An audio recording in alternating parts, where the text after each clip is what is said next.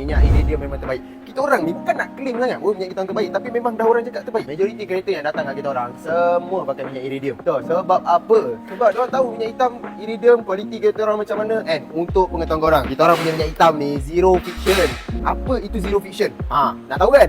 Zero friction ni adalah mengurangkan geseran dalam enjin korang. Kalau korang nak tahu kereta-kereta kita orang yang pakai minyak hitam iridium macam mana, antara salah satunya kereta yang memakai stiker di belakang. Jom ikut saya. Okay, ini adalah contoh kereta yang memakai minyak hitam kita orang. Lawa kan? Bak kata orang hitam itu premium. Itulah dia stiker kita orang. Dapatkan sekarang minyak hitam ni. Sebab apa? Ini bukan kualiti yang murah. Tengok ni, Germany Technology.